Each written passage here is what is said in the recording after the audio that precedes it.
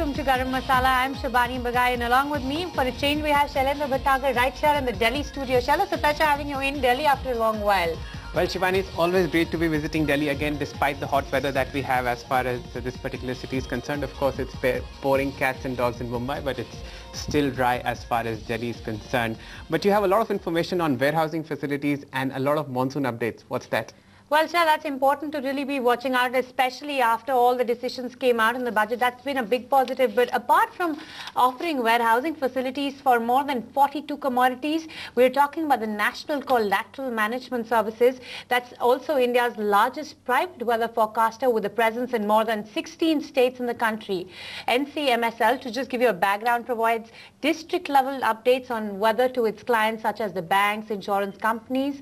But let's hear it from the man himself. We have Mr.Sanjay Kaul, the Managing Director at NCMSL, for his views on the business of weather forecasting. Mr. Kaul, hi, Shibani from the Delhi studio. Pleasure having you with ET Now. Tell us, what is the latest outlook on the monsoon? Hi, Shivani and Shailendra.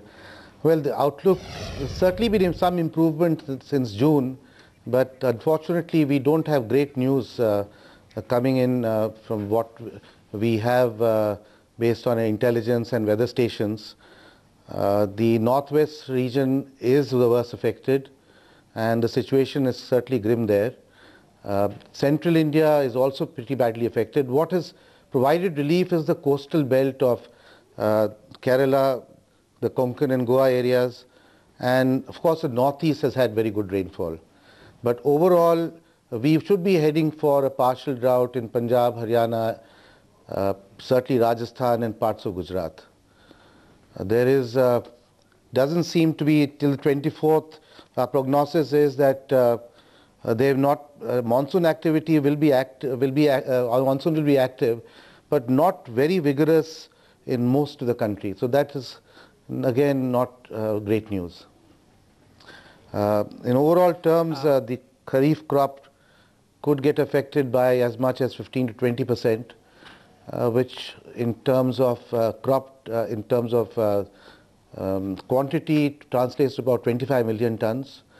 And ordinarily the bad Kharif gives rise to bad conditions for Rabi, and which would means that the Rabi output could also get affected by 10 to 15 million tons.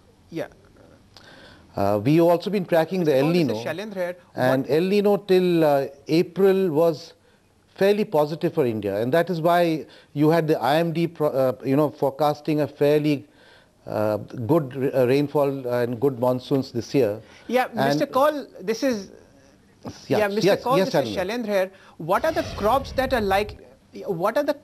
are likely to be impacted because of this fall in rainfall within Kharif and also in Rabi? Yeah. See, if you take the food crops, they account for 60% of the total Kharif cropped area. And of that, paddy and rice getting badly affected. You have bajra, which has about almost 100 lakh hectares. You have pulses accounting for another 100 lakh hectares. So these are the crops: paddy, coarse cereals, principally pulses like tur, urad, which would be adversely affected. Yes, Shalini. Right, so when you're talking about the acreage really falling and the weather playing a dampener over here, tell us about the prices, because paddy being majority of it, and even pulses along with bajra you mentioned, are we likely to see a significant price hikes coming in? Well, food grain prices, unlike the overall WPI, have always been the source of concern. Almost 8 to 9% year to year prices have been higher than last year. What has worsened the situation has been the high MSPs, and that was natural for the government to announce, because you did want that farmers should go in for food crops. Unfortunately, that has had an adverse impact on food prices, and with this kind of tightening being seen in the foreseeable future, certainly prices would continue to remain high.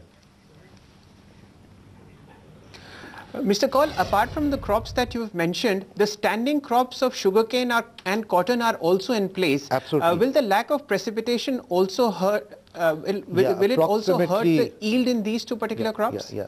But 130 lakh hectares is a standing crop of sugarcane and cotton.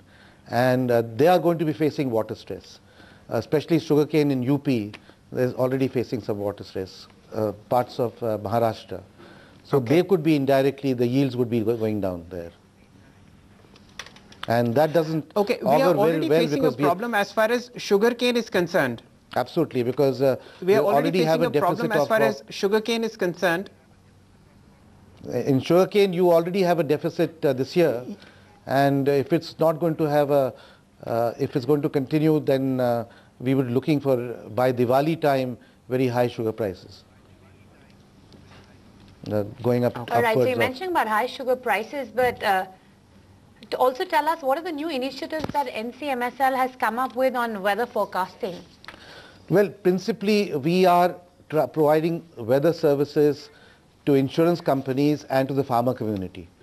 It's in years like this of stress that we feel that farmers should have risk mitigants in place. And the insurance companies that we're working with are basically three of them.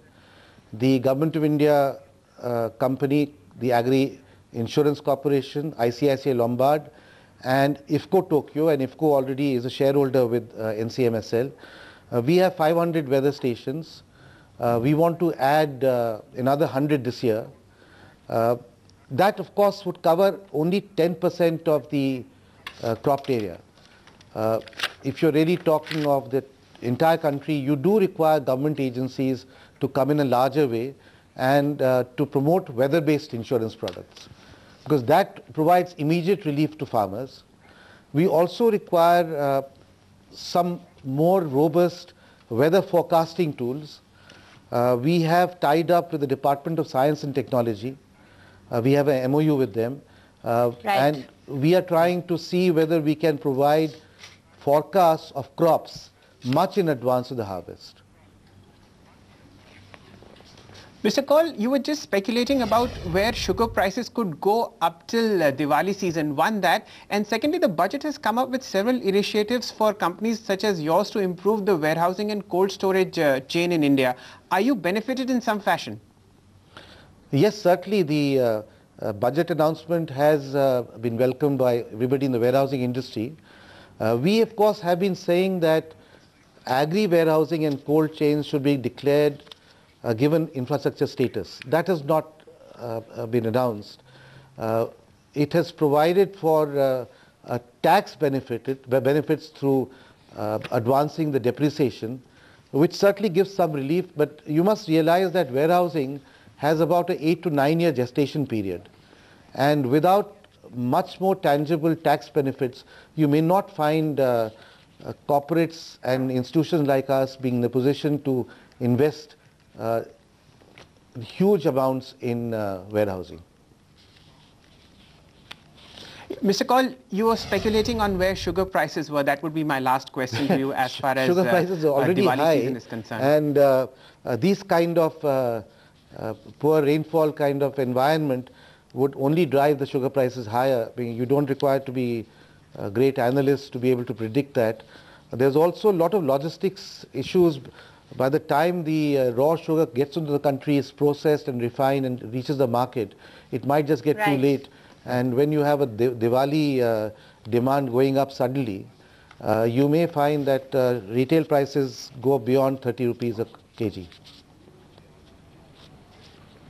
Thank you so much for those inputs, although it's a very grim picture that retail prices of sugar just might head to 30 rupees a kilo. Well, up ahead is the sowing of guar seed, which is affected because of the lack of rains, and prices may actually inch up higher on lower acreage. Stay tuned, we'll be back after a very short break.